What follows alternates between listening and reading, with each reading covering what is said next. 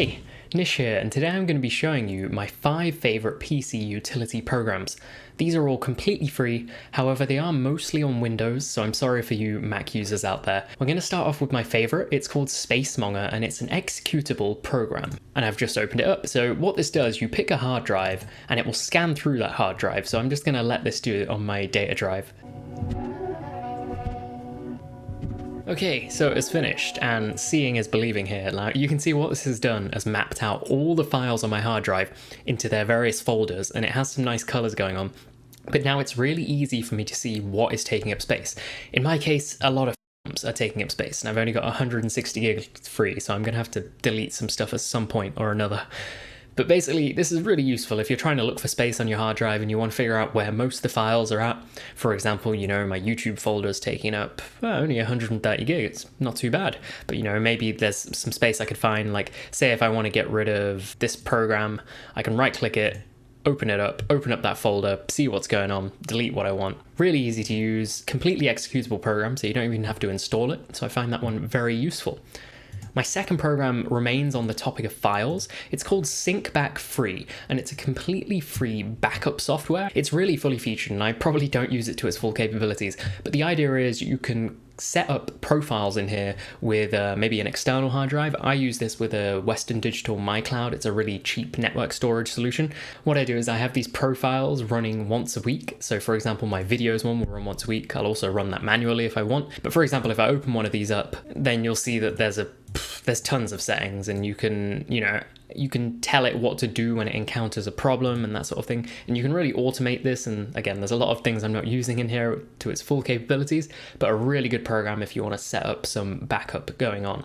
My third program will be really useful if you have a lot of audio devices plugged into your computer. It's called Soundswitch, and it lives in the little toolbar thing. At the basic level, if you have multiple speakers set up or multiple microphones set up, this lets you set a hotkey to cycle through them.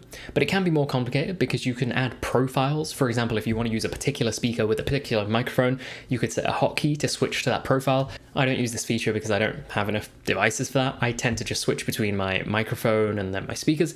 But a really useful program. Again, you install it, it lives in your toolbar, you barely have to open it or do anything with it, but it does what it says it's meant to do, and very useful. Next up, we have F.lux. Now this is a program which is for your eyes in a way. What it does is progressively tints the screen orange as you get past sunset. Now I'll give you a demo of that here on the standard settings I've got. So it's doing a 24-hour preview, and it does go horrendously orange, but you don't notice it because it goes really slowly. Now why would you want to do this? Basically, it's reducing the blue light going to your eyes, particularly after sunset. This can make it difficult to get to sleep later on in the night. So by tinting your screen, you're basically limiting that blue light exposure. Save your eyes, get F.lux. I mean, that's all I got. For my last program, you're probably familiar with the snipping tool in Windows. So this lets you, snip something on your screen, and they have improved the snipping tool a fair amount. Well, let me just ditch that. They have improved the snipping tool a fair amount. Like they've now added a shortcut to open it. So Windows Shift S. If I do that, Windows Shift S. This is not bad. It's not bad, to be fair, but there's still some features missing, and the program I'm talking about is called Greenshot. Now, the idea of Greenshot is it's very similar to that, but the shortcut key by default is just print screen. So if I just press print screen, it immediately gives me a cursor. Then I can drag. And here's the interesting bit. It gives you so many options. If you want to share it to a particular image sharing platform, then there's really more options than you'd ever need. You can open it up in Paint and edit it. There's also a built-in image editor, which is pretty well featured. I've not used it too much, but it's pretty well featured. Honestly, the most common thing I do with this is just drag and then copy to clipboard.